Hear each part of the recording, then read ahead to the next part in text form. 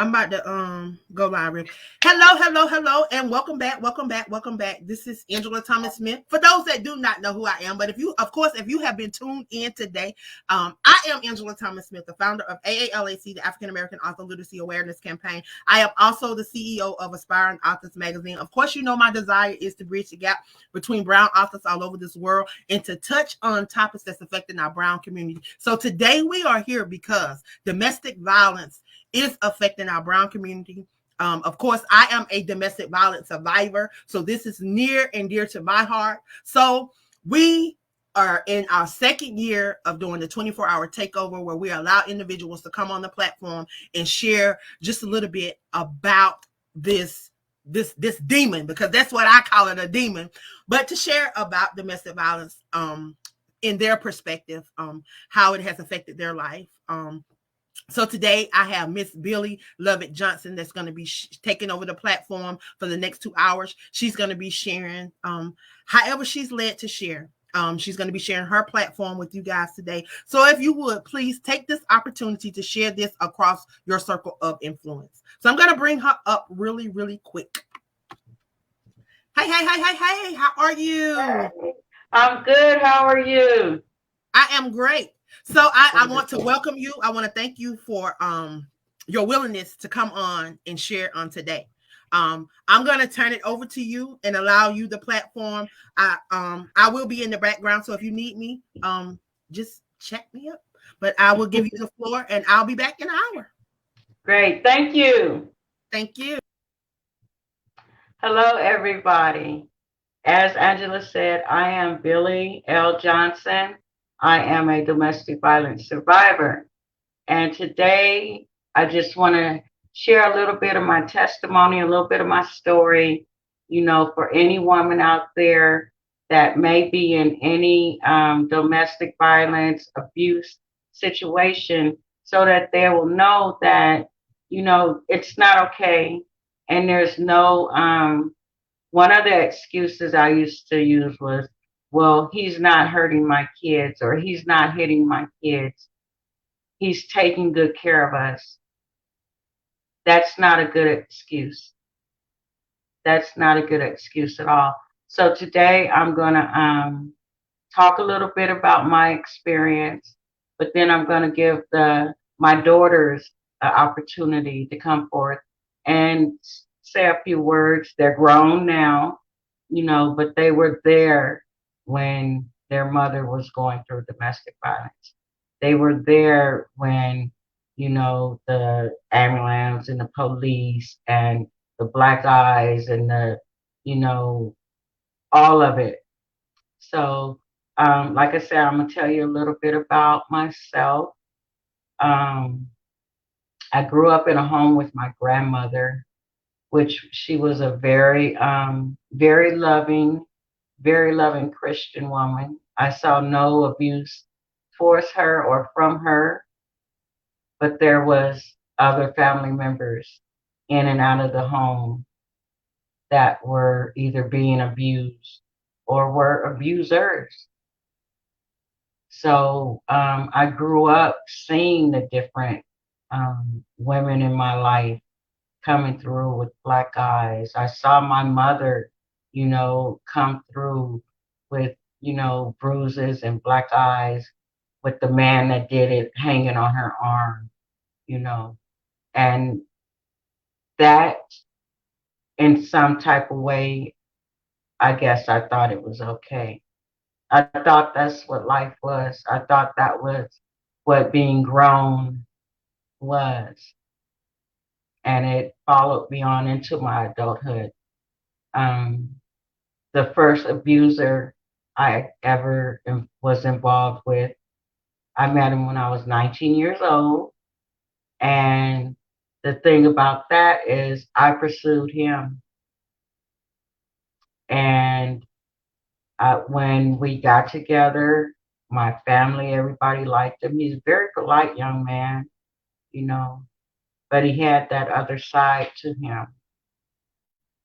And that other side of him landed me in the hospital many times.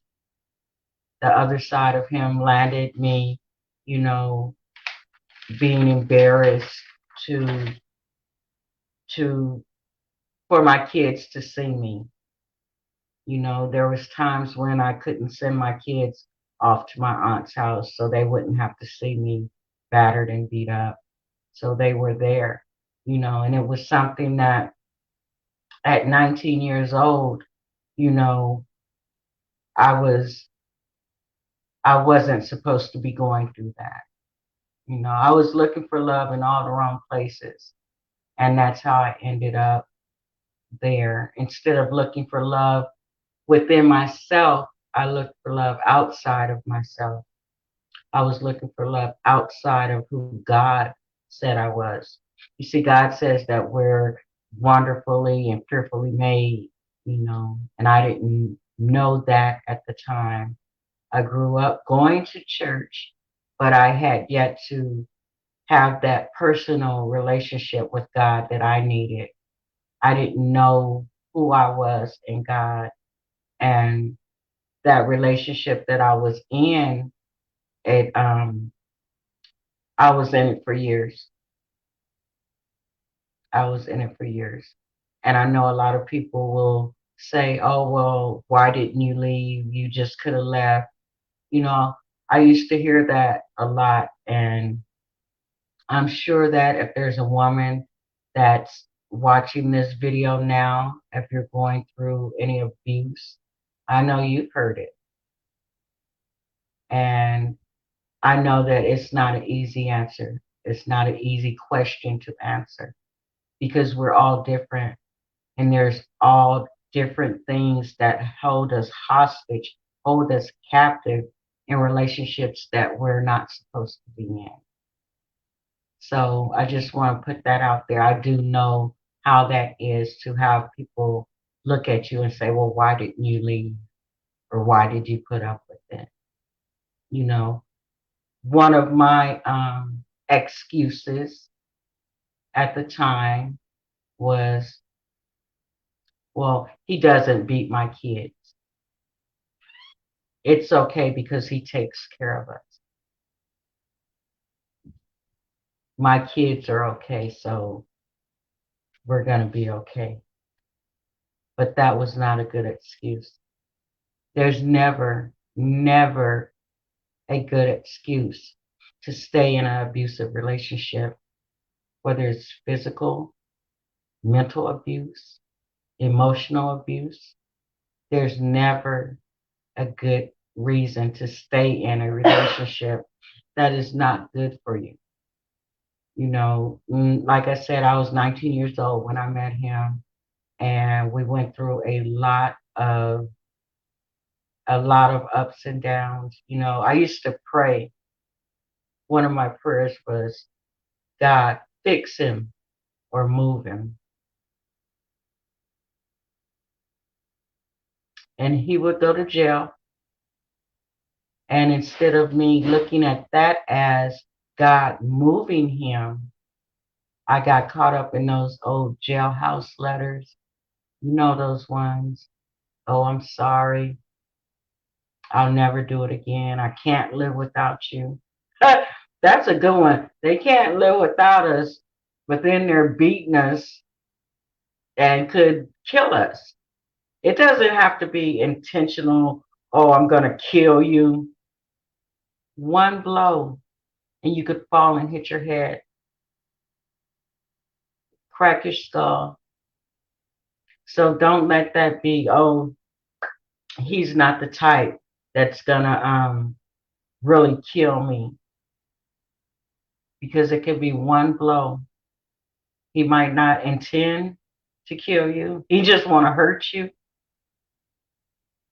But that one blow could be the blow that lands you on a concrete slab in a morgue. It's never okay. It's never okay to put up with domestic violence. It's never okay to make excuses to stay in a relationship or make excuses for the abuser. That's just helping him to continue to hurt us. So, okay, he has an anger problem. He needs to go get some help and keep his hands off of me. Okay, he's just misunderstood. He needs to go get some help and keep his hands off of me. Oh, you just don't know him. He needs to go get some help and keep his hands off of me. You see, God didn't create us to be beat on. God did not create us to be walked on. God did not create us to be abused. We are fearfully and wonderfully made. We are made in the image of God, and that is something to be cherished, not to be abused. It took me a while, longer than I would ever want anyone to take to get to that realization. But it's a fact. God did not put us here to be abused. I thank God for my life because it could have been gone. I thank God for my children's lives because that could have damaged them mentally in bad ways. They could have grown up being abusers. I have two sons. I remember the last time that me and my abuser had a fight, and my oldest son was there, and he came to break us up, to stop the fight. And the abuser raised up towards my son, and my son raised right back up to him. And I'll never forget what my son said. My son said, I saw you beat my mother when I was a little boy, but I'm grown now and I will kill you. That shook me. I would never want my son to go to prison for any violent crime, or any crime at all. But it made me realize that my son saw what I went through. Even though sometimes kids, they don't say much when it's going on. They don't want to pick sides, or they don't want to, be out of line, but they see it, they hear it, and they feel it in here. So just because he doesn't beat my kids is not a good excuse. Today I have my two daughters here with me. My oldest daughter, she's my been with me since I was 15 years old. She was there through a lot of my ups and downs. I am a vessel full of testimonies, and domestic violence is one of them. I regret that my kids had to see that, but I thank God that now that they're grown, that I'm going to let my daughter talk and tell you what she wants to tell you. This is my daughter, Desiree.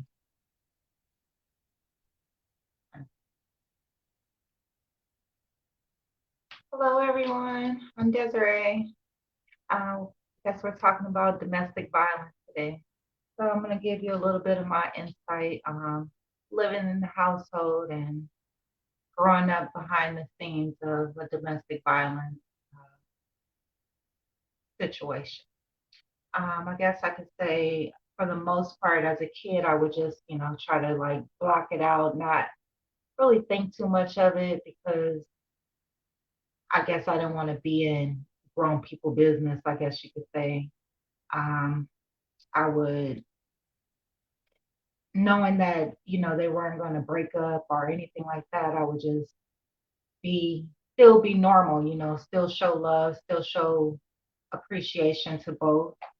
Um, for myself growing up, I dealt with a lot of abusive relationships, just thinking that that's the way that things were supposed to be, um, thinking that that was real love, thinking that that was just how life was. I can remember the first time abusive relationship for myself, I was 16 and he was much older than me.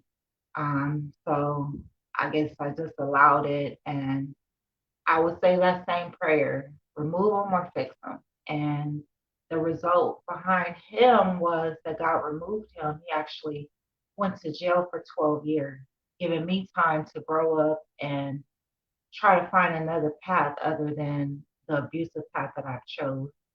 So that didn't really change much. I still dealt with the abuse, whether it was physical or emotional, mental abuse, manipulation, all that. All those things are abuse. I can remember the last episode of my abusive range. It was about 8 or 9 years ago, and it was actually on my mother's birthday. I can remember I was supposed to go to church with her that Sunday. And instead, I called my mom from the emergency room, where I had two black eyes and my nose was all messed up and it was just horrible. So that day that I had to call my mom on a Sunday where I was supposed to be in church and I was in a hospital, that was the last time I said no more. No more mental abuse, no more physical abuse, no more emotional abuse, no more allowing that to happen. And that's where I drew the line.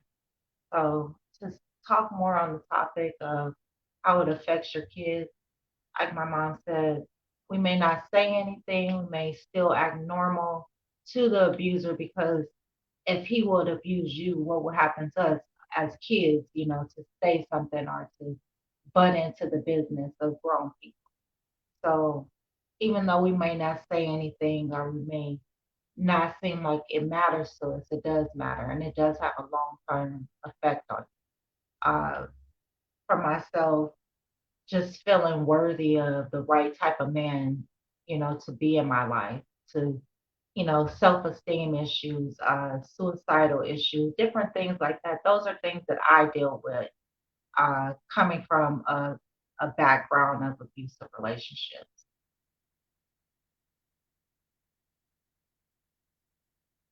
Good. You good? Yeah. I love you, baby. I love you. That's my baby, my oldest child. That, like I said, she's seen a lot. She's seen her mom go through a lot of things. And I regret the things that she had to see me endure. But there's a saying, and I truly believe it: God doesn't waste anything that we go through. I thank God that I'm a survivor. I thank God that my daughter is a survivor. And I thank God that I can sit here today and talk to any woman out there that may need to see someone that has survived, to know that you can survive. You can get out. And you know what? Those dreams that you had before the abuse, a lot of people say, don't look back. You're not supposed to look back to your past. Well, the thing is, before the abuse, I was a caring, loving, beautiful, outgoing woman. And then there was the abuse that stripped me of my self esteem, the things that I wanted to do with my life, the things that I thought I was worthy of. It stripped me of my identity. So when you think back to who you were before the abuse, wouldn't you want to be that? Wouldn't you want to be happy? You know, my abuse was years ago, but I thank God that the dreams that I had that I thought were robbed from me, it wasn't too late for me to go after those dreams. You know, I had already always wanted to be a writer, and I just recently published my first book, my poetry. I write poetry, you know, and those are things that excited me before the abuse. Wouldn't you want to be happy, the happy person, the beautiful person, the outgoing person that you were before the abuse, or whoever you were before the abuse? You know, I grew up as a depressed child. You know, I've always dealt with depression, but I would rather, you know, be that person I was before the abuse than the person I was during the abuse. So that's just something to think about, you know. That's just something to think about. We have so many possibilities in this life, so many things that we could do with our lives. And we can't allow anyone to rob us of our identities, of our dreams, of our hopes, or of our purpose, our destiny, what God placed us here for. We all have a purpose, you know, whatever it may be, you have a purpose. And it's not to be beat on, it's not to be cursed out. You were not placed on this earth to be made to feel less than what you are. You were not placed on this earth to think that you're worthless. You are the apple of God's eye, and He loves you. He loves us with an everlasting love. And always remember that. Um, my other daughter is here, my baby girl, and I think she stepped out of the room for a minute.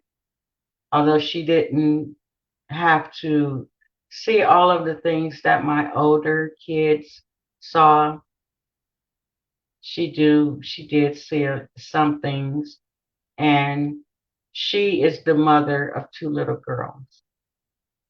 And I wanted her to just talk to you guys, just let you know the things that she tries to avoid because it stops here.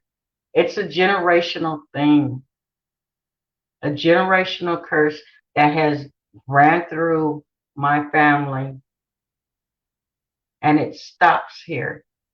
It stops with my children. It has to stop.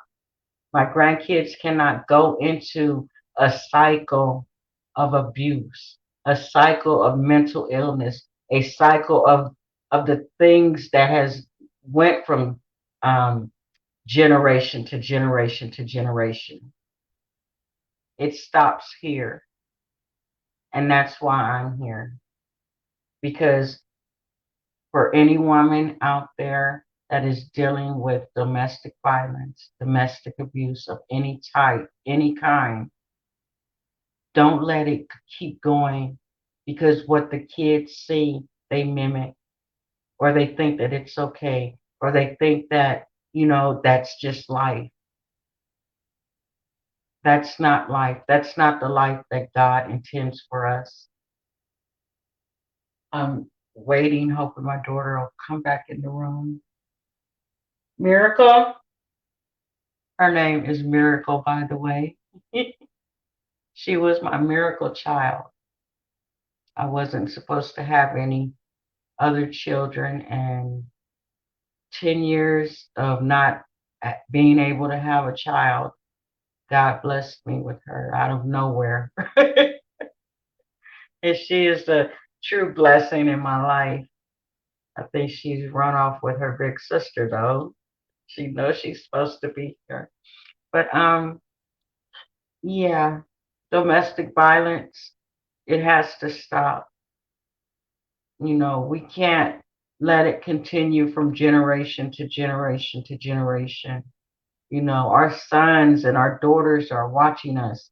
I thank God that my sons didn't grow up with that anger in them to hit women. I thank God every day for that. Because you see, if they had grown up to be abusive towards women, that's what I just thank God. I thank God that He shielded my sons from that mentality. I thank God that He covered my boys to not grow up to be monsters, to be abusive. And I truly thank God for that. I thank God for that. I thank God for His grace and His mercy. His grace and His mercy. So, like I said, our children, they watch. They may not say much, but it affects them. It affects them more than we know. And I read something the other day on Facebook that said how people say, I'll die for my kids. Why not try living for them? Think about that. Think about that. Live for your children, which means you get out of situations that could take you away from your children. Anything that will take you away from God's gift to you, it's not worth it. I think about how, it might break your heart because you think you're in love. It might break your heart to have to separate from a man. But think about how it would break your children's heart if you're taken away from them. If that one blow that wasn't intentional to kill you, he just wanted to hurt you or teach you a lesson, that one blow could be the one that takes you out of here. Think about that. If not for yourself, about your children, the things that they see, the things that they grow up and think that it's okay. It's not okay. It's never okay. Like I said, I thank God for shielding my sons from that spirit of abuse. And I thank God for, I wish my youngest daughter was in here because she is very particular about the guys that she sees because she has daughters. She knows the red signs, the red flag, and she knows what it will do. She knows what it does to the kids, and it's not okay. It stops here. My granddaughters will not grow up to be abused. My granddaughters will not grow up to think that it's okay. They will not grow up to allow anyone to abuse them. Domestic violence is wrong, and it stops here. That generational curse, that cycle, it stops here. It won't go any farther into my family line.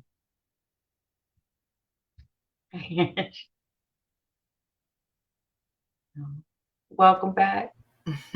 I'm just sitting here listening. I did hear you say that you were a poet.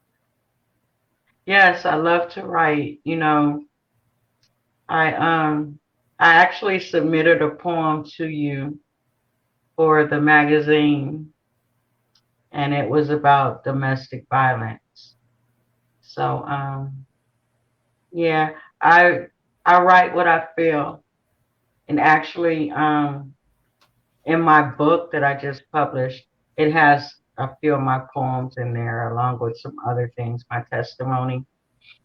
So yeah, I love to write, and that's something that was robbed from me, a part of my identity that was lost when I was going through the domestic violence.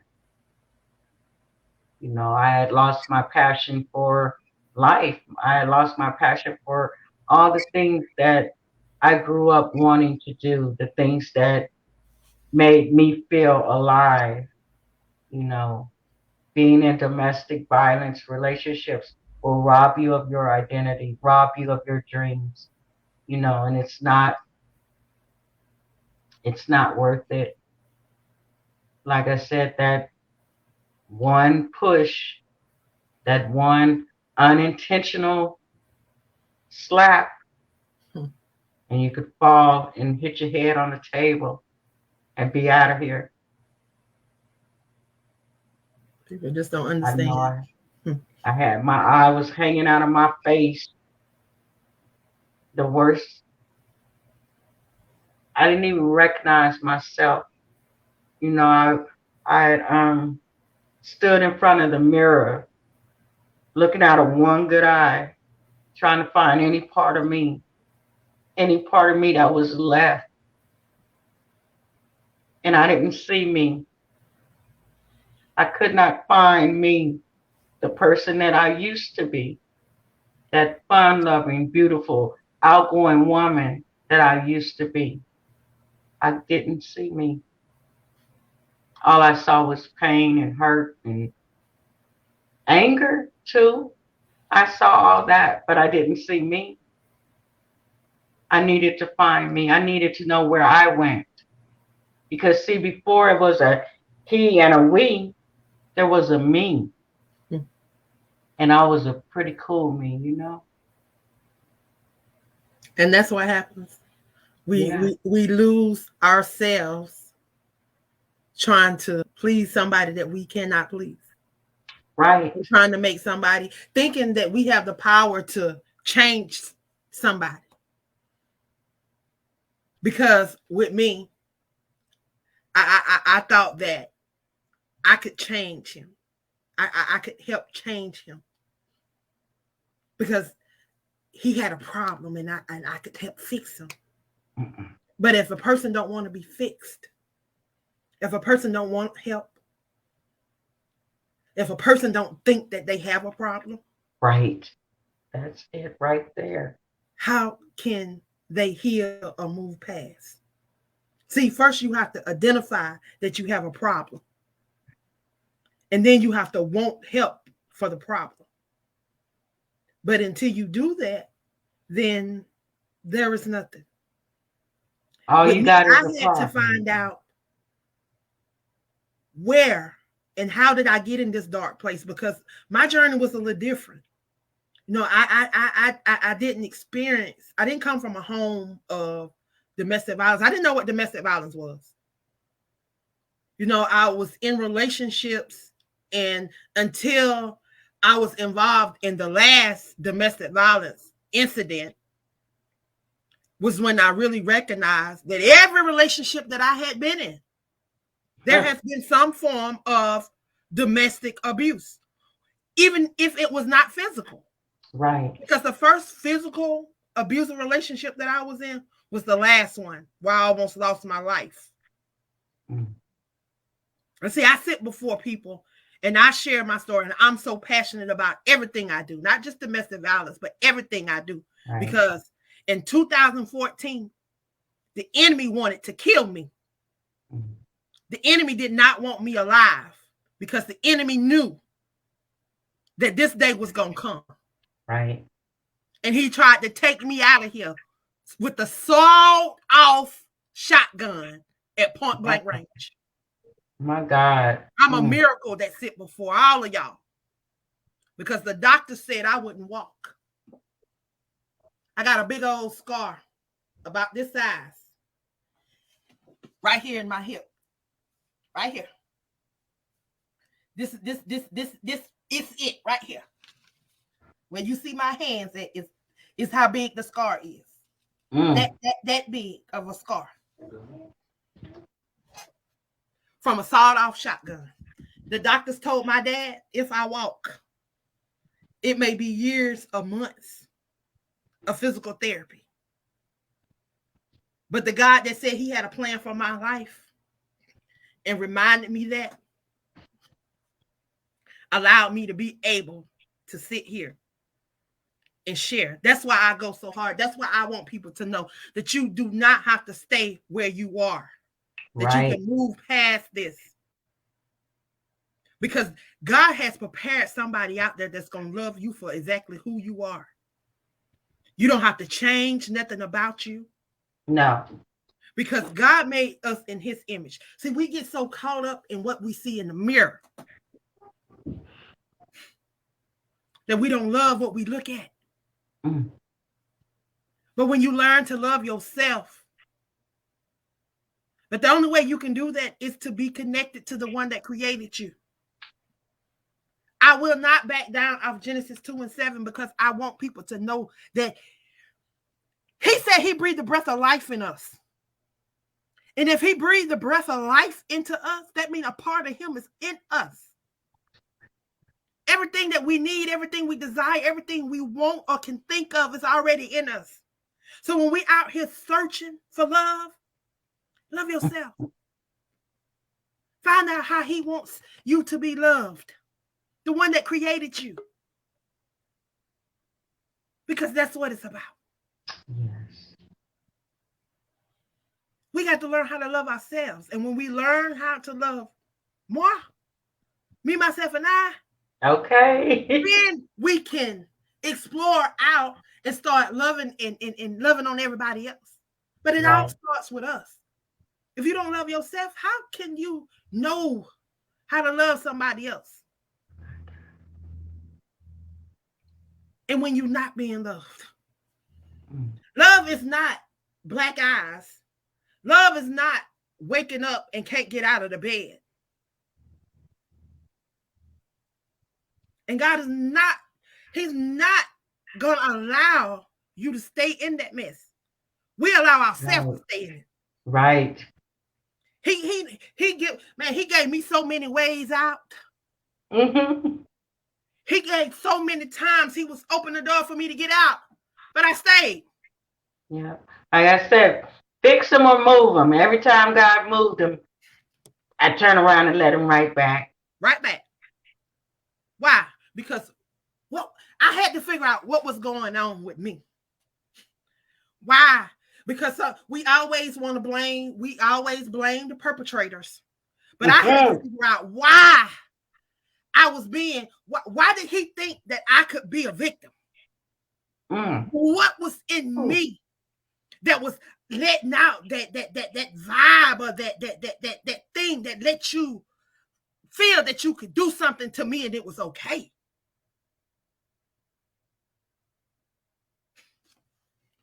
Because I used to be that person. I'm telling you, when I was young, when I was a teenager, I was that person. When I saw the burning bed for the first time, and I said, that would never be me. I would never go through something like that.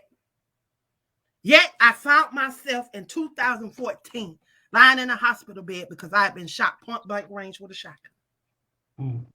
After I said that wouldn't be me.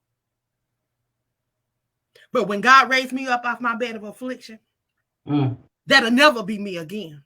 Amen. And if I can tell somebody else my journey that will help them along the way, that'll educate, empower, and encourage them, that's what I'm gonna do. And I don't care who gets tired of hearing it. I Okay. told them if they don't want to hear it, don't follow me. That's right. Because Mm, anything that's going to help bring somebody out of their darkness and then they mess into the light so that they can have all that he's promised us.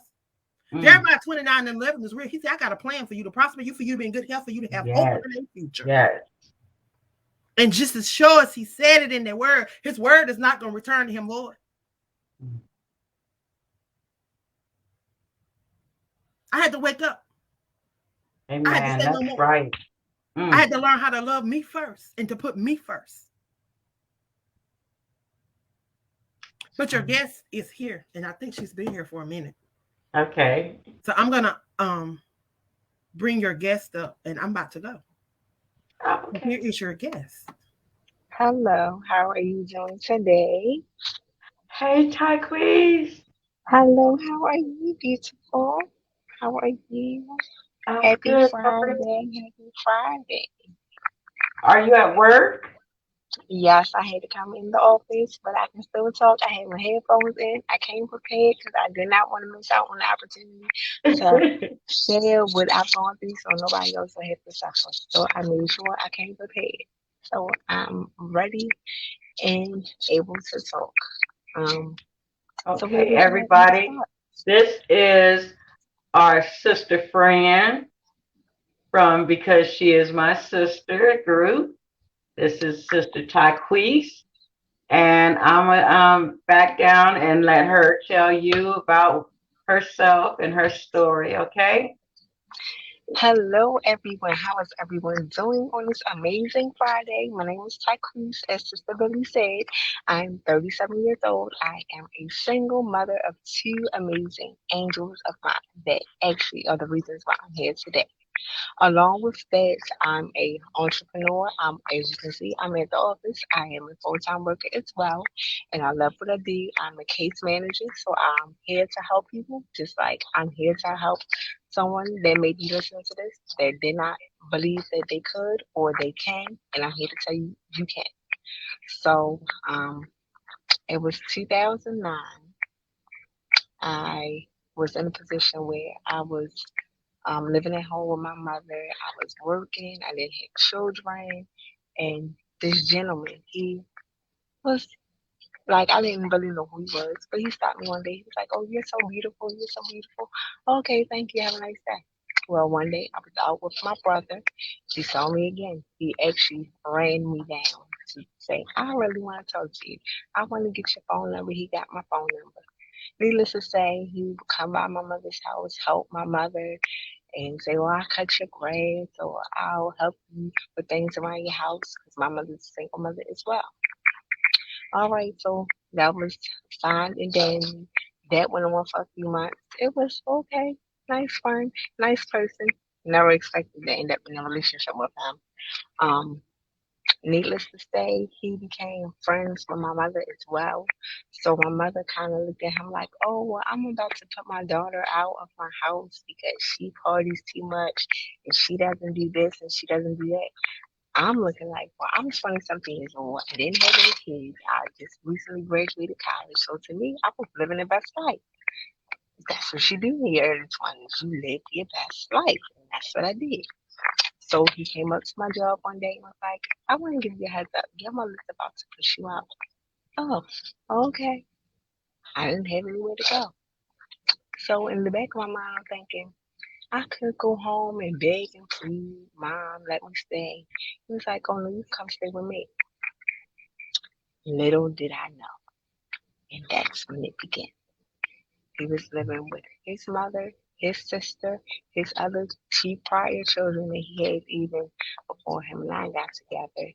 And it was about 15 people in the house. But I looked at my situation like, do I live in a house with 15 people I don't know and have a quote unquote place to call home? Or do I find myself homeless all the way around? So me, I don't know if you want to say I was naive or looking at him like a blessing, like, "Oh girl, oh, you sent me somebody to forewarn me to let me know that this is about to happen." Okay, stayed with him. I was like, okay, I can't live in a house with 15 people, his children, and all this. It was just too much. So I said, you know what? I'm gonna find a way. I found a way, got us an apartment. I thought I was doing the right thing. Mind you, in all of this, I'm going to say we weren't married. To me, we weren't really dating. We were friends. It was just friends. I thought I was being a good friend and say, okay, well, you help me out. Let me help you out. We all get a place to stay. I got us an apartment. We lived together. I took on his 2 children as mine. We raised them. We started to date. And all of that time, which was about, I say April of 2008, I actually moved in with him. So it was about 2008 to June of 2008, we moved in with each other. His 2 kids, me and him. Lo and behold, I found out I was pregnant with my first child. Mind you, April to June is not a very long time. Once again, I'm in my 20s, being naive. Oh, I'm living the best life. I'm living the best life. I didn't believe I could even have children at the time when I got pregnant with my daughter. So I'm looking at this as yet again a blessing in disguise. Lo and behold, did I know? That's when all the doors of hell began to open. In this time, we lived together. I was pregnant, raising 2 other children that were not mine, which are my other blessings, my 2 other blessings. And had to deal with the baby mama drama, the you're really not my mommy drama, which is fine. That was all good and dandy. Needless to say, I found out about the drug issues he had, the women issues he had, the I'm blaming it on you issues he had, because everything was my fault. Whether it was or wasn't, it was my fault. So it got to the point where I started internalizing everything he said. Everything. I was internalizing. Okay, it's my fault. It's my fault. I can do this differently. I can be really mean, knowing in my head that I'm not. I'm a very loving person. I will give my all to any and everybody. But once you cross me, you cross me. I can't help you once you cross me. But to him, it was something about him. I saw more than what he saw in himself. So I believed. And I believed that God, you sent me him, or you sent me to him so I could help him. Mind you, I said, help him. Not marry him, not have kids by him, not live with him, not raise his kids. Help him. As they say, sometimes that to minister to that person, not marry that person. Yeah, I married my ministry, okay? I literally married, had kids, divorced, but guess what? I'm here to be a living witness to somebody to let you know that just because you might have married your ministry, that doesn't mean you have to stay in there, especially if it's unhealthy. I did it because I was insecure with myself. I'm partially disabled after having a stroke prior to me being born. And in that time, I looked at myself like, I knew I was beautiful. I've always known I was beautiful. And I always knew that God has always been with me. Couldn't explain it, couldn't justify it. But I knew every situation that I was in. I should have been in dumpsters. I should have been, yeah, I should have been in dumpsters. I should have had alcohol poisoning, liver damage, all kinds of issues because of the lifestyle I lived because I didn't love myself. I allowed people to use, abuse, treat me like anything because I didn't love myself. And in the midst of that, I allowed him to do the same thing. But what came along with that were the anger issues that he had, the drug issues that he had, the mom and daddy issues he had.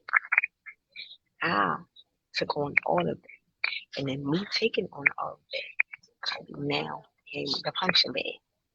Oh, you don't like what I say? Oh, okay. And I was blind to it at first. I was like, oh, well, we kind of sort of know. Oh, he didn't really hit me. And like you just, oh, he didn't really hit me that hard. He didn't black my eye. Like, I can say I pray for those who have. I've never experienced a black eye. But he broke my finger, busted my lips. I've had scratches and scrapes on my face. But I've never had a black eye. But I've had enough scars to know that it was wrong. And it wasn't until I had my two angels, my children, that made me open up my eyes. But during those years, from 2009 when I had my daughter until 2015 when I actually left, it was an up and down wave. It was we're good, we're okay. We're good, we're okay. We're good, we're bad. We're good, we're okay. We're very bad. And it went from other women to break a baby. Doing our marriage, 6 months into us getting married, he had another baby by somebody else. Most women would have left. No, I stayed around.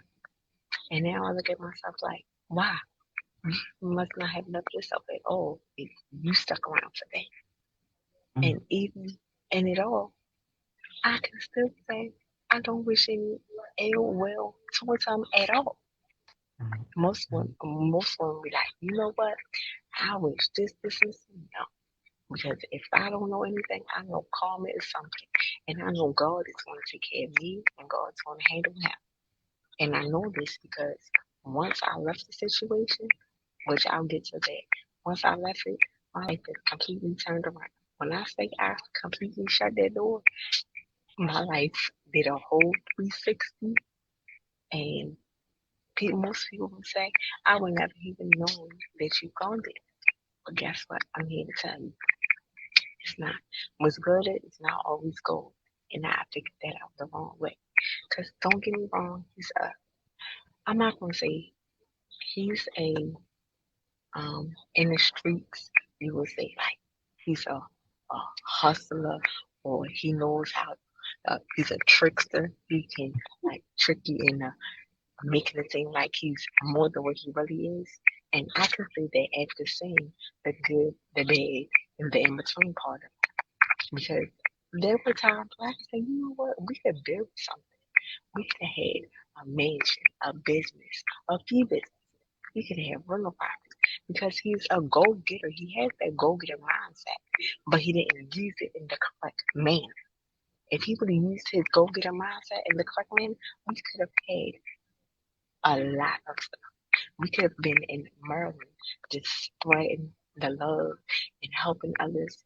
I know what it feels like to be homeless. I was homeless with him after he kept me from getting homeless with my mother. I was homeless again with him, the same place that we had. I moved his family in. I had him there with only my income. Remember, I said I had his two children too.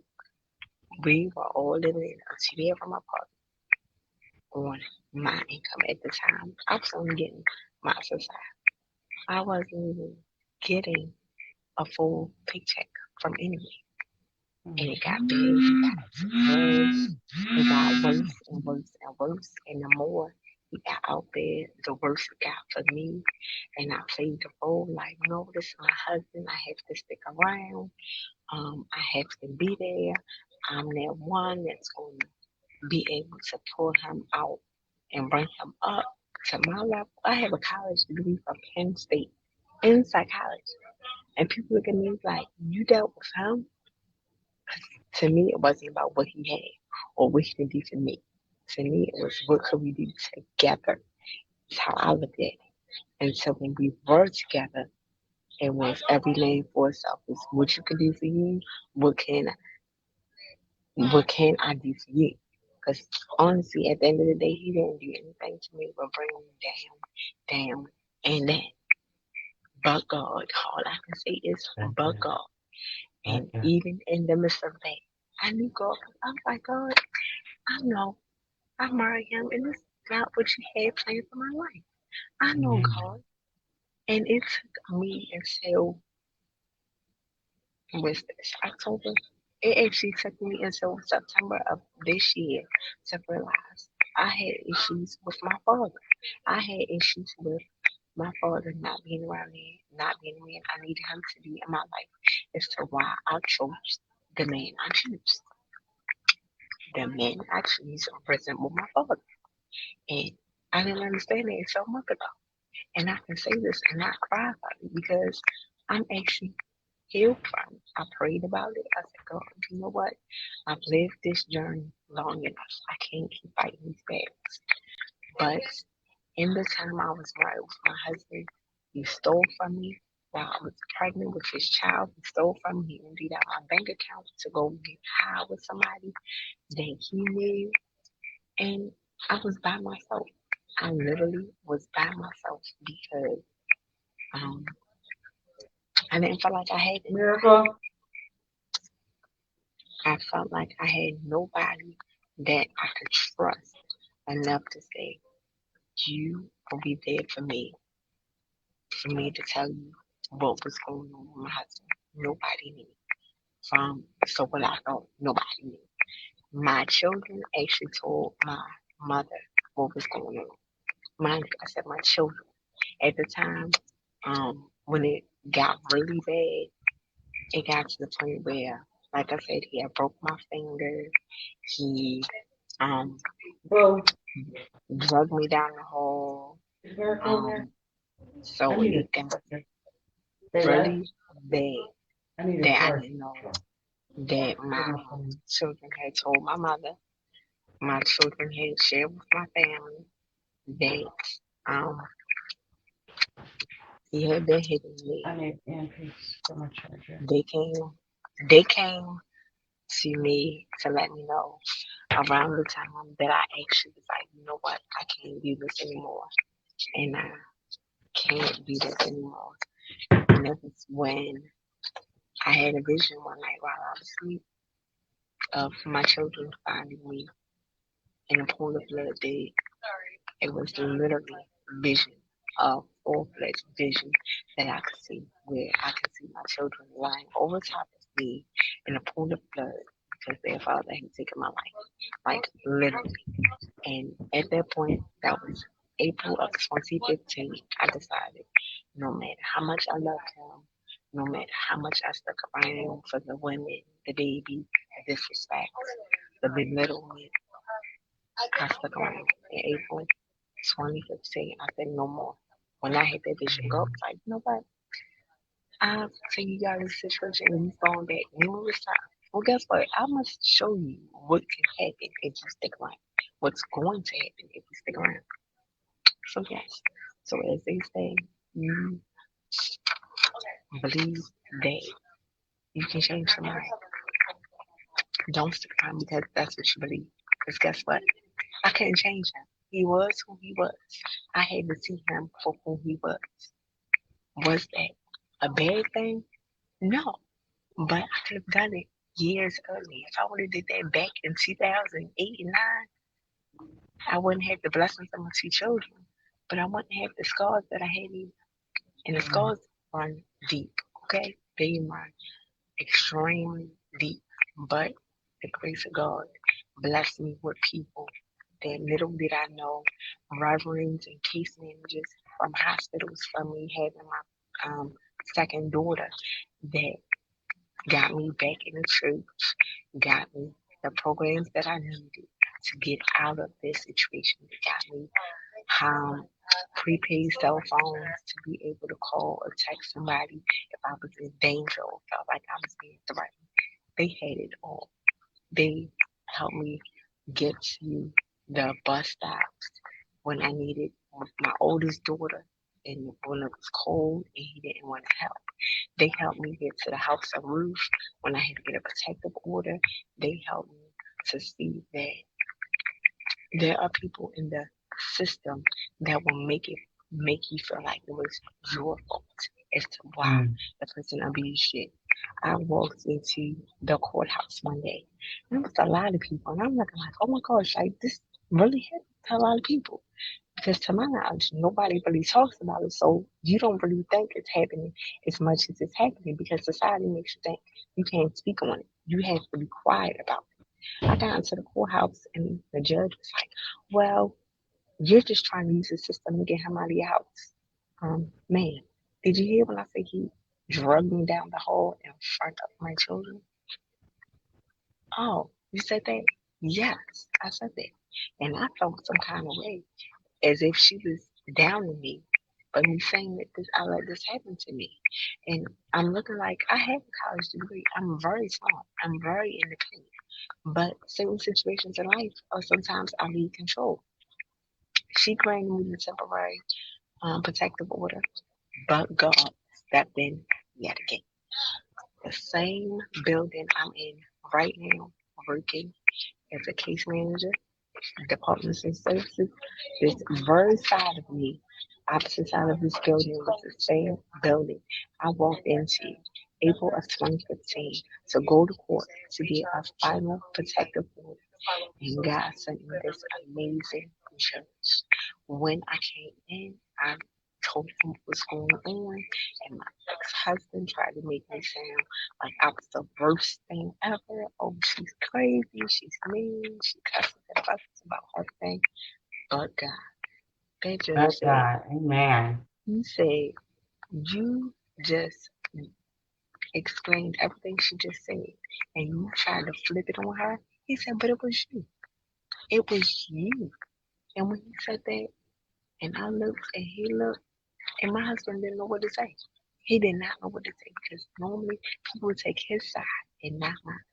For the first time, the judge heard my cry and listened and awarded me a 2-year protective order. Mind you, that was in 2015.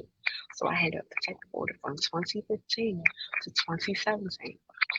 In the midst of that, we had criminal charges that he ran away from. He was never persecuted on it. But I'm gonna say, but God, in the midst of that, I Okay. continue to send angels. People were still coming my way, helping people I didn't know, strangers who I helped with the kids, just let me know. And during this time, Freddie Gray had just been killed. So we had riots here all over. So I'm trying to get from one place of the city to another place of the city by myself, doing a riot, after going to court, and then 2 years go by. In the midst of that 2 years, I said, I'm filing for a divorce. 2015, I filed for divorce. But God stepped in. I didn't have the money for a lawyer. The House of Ruth, any state, I'm going to say this, any state, I'm here in Maryland, you're in Texas, Sister Billy. Any state that has the House of Ruth, if you need any kind of resources, any resources for needing to relocate, needing shelter, needing lawyer services, go to the House of Ruth. The House of Ruth. People will look at it and say, the House of Ruth doesn't provide all the services, but I thought it was only a shelter and that was it. No, they provide the they have a group of lawyers that they will take your information, they will reach out to you, they will interview you to see if you're a good fit, to decide whether they're going to take your case pro bono. That's great. It is a That's great great tool. information. Yes, I'm it's a sorry. great tool. It's a great tool because most abuse, whether it's male or female, feel like they can't leave certain situations. I can't get a divorce because I don't have the money for a lawyer.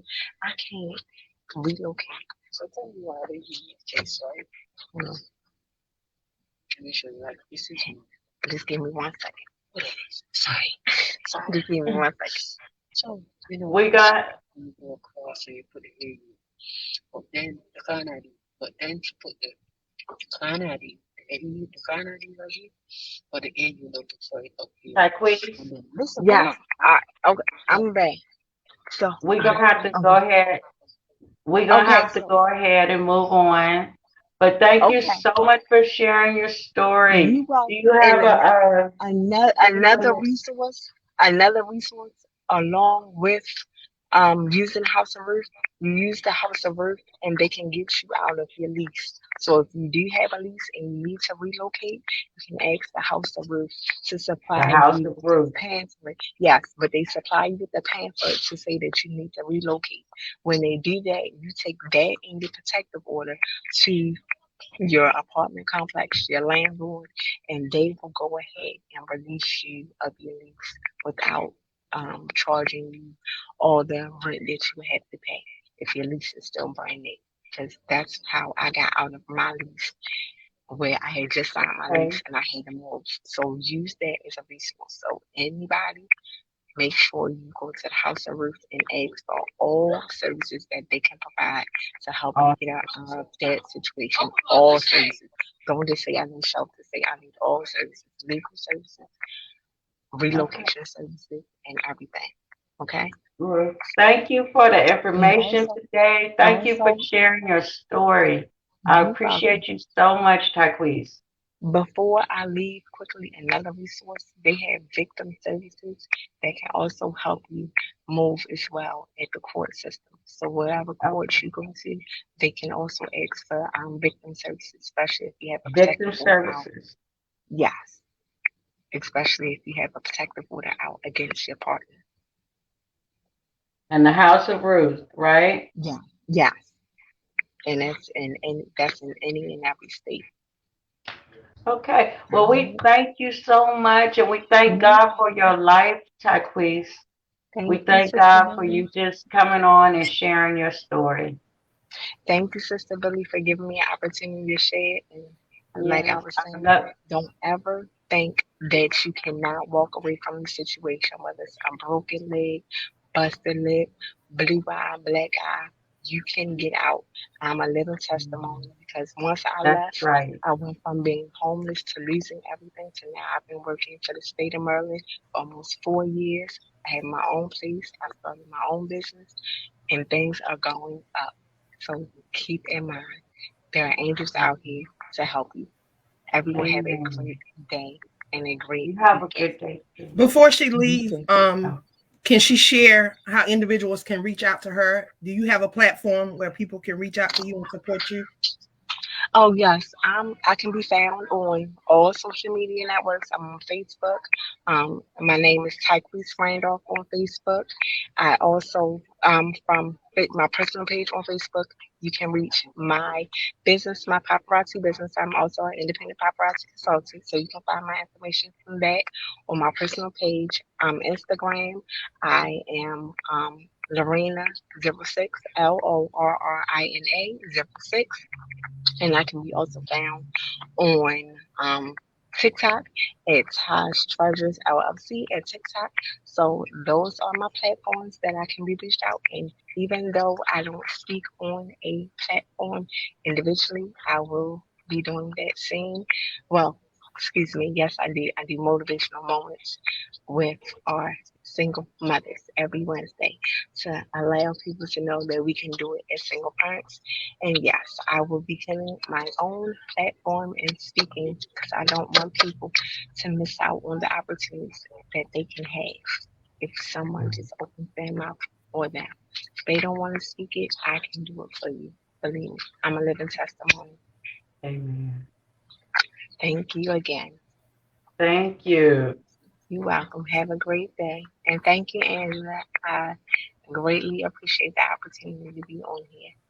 Thank you for stopping by and sharing with us on today. All right. All right. Have a great one. You too.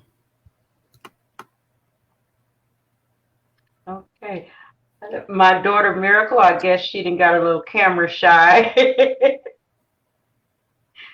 She So ran off. do you want to share your book or anything about your book, Yeah. anything about your platforms so that individuals can support you and follow you as well? Okay, yes. I my book, I just published a book and it's called Depression and the Woman of God. My journey to healing. It is my personal testimony. It is full of, other than my testimony, it is full of scripture that helps me. It is full of my personal poems, and it's even I leave a few blank pages for, you can maybe write down your notes and the thoughts that you have. That's something that is very important to journal and write down things, especially when you're reading and something that really jumps out to you or something that really sparks your spirit. It's good to write it down. So I did I put a few blank pages in there for you guys. Um, and I'm on Facebook, Billy Levette Johnson. I'm on Instagram, RUGLEYJOHNSON. I'm not I'm not all over the place yet. I'm still building different platforms and different things, but usually the most time you'll see me, I stay in the background a lot. I post a lot of inspirational scriptures and memes and things like that. Oh, and my Facebook page is called Because She's My Sister. Because She's My Sister. And that's for anybody, any sisters that need some encouragement through the day. Someone that, maybe you can link up with someone else on the page for prayer and different things. It's just something that, because she's my sister. Wow. And And where can they usually purchase your book?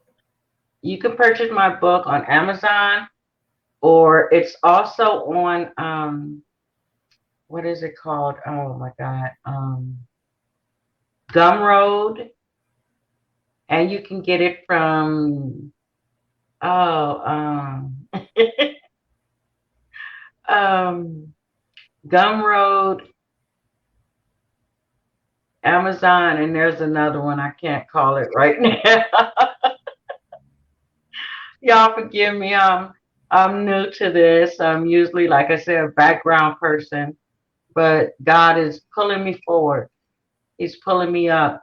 It's time for me to stand up and speak out, step up and speak out. It's good to write things, but it's good for people to hear my voice also. So during Domestic Violence Awareness Month, I do a lot of different speaking. I jump on anything that has room for me. Domestic violence is something that I'm very passionate about. Domestic violence awareness, as well as mental health awareness. You'll find me, a little bit of here and there during Mental Health Awareness Month. And there's different things: mental health, domestic violence, homelessness, and also fibromyalgia awareness. That's something that I'm very passionate about. I live with fibromyalgia, and at times it's not easy, especially when a lot of people don't understand it. So I'm really trying to bring a lot of awareness to that illness, fibromyalgia. Wow. So you do a lot to impact the community. So I thank you for all that you do. I definitely thank you for stopping by today and being a vessel to speak out and to speak up against domestic violence. It's time for us to stop hurting in silence and stop just sitting on Right. these testimonies, because God allowed us to go through those things so that we could help bring somebody else out. And all the Right. time we have to Amen. understand that this journey is not our journey alone, because he's already worked it out. We just got to walk through it. So I thank you for your Amen. transparency today. I thank you for your willingness to share. So is there anything that you would like to leave with the listeners, those that would tune in later, those that will hear this replay, that will encourage them to come out of whatever they may be going through right now? It may not be domestic violence, it may be something else, but just to bring them out of the darkness into the light. I want to say there's three things that I really stress. The first thing is, whatever you're going through, God has not forgotten about you. God knows, and He's there. And if you're in it, you trust and have faith that God is going to bring you through it. Nothing's wasted. Everything we go through is for a reason. For us to be able to stand up and tell the next person, the next woman, hey, sis, I know what you've been through, and I'm here. The next thing is, it's okay to talk about it. It's okay to say, okay, look, I'm in a situation and I need some help out of it. Hey, this happened, or I feel this way, he hit me, or I'm depressed. Whatever the situation is, it's okay to talk about it. And lastly, God has not forgotten about you. I started with God has not forgotten about you, and I'm ending it with God has not forgotten about you. God Amen. loves you with everlasting love. And I also want to say, I thank God for you, Angela. I thank God for this platform that you have opened up to allow women like me that have been through domestic violence to speak up and speak out. Today, I am the voice for my sister until she finds her voice, Amen. because she will find her voice and she will speak up and she will say that it's not okay. Domestic violence is not okay. So thank you, Angela. Thank you. Thank you. And I pray that your day is blessed. Thank you. I want to You thank you too. guys for tuning in. We will be back at 4 o'clock. So if you can, please stick around, come back to the group. We have another amazing individuals that's going to be sharing their journey. So Yes. please, if you can, come back at 4. I look forward to chatting with you guys again. Thank you.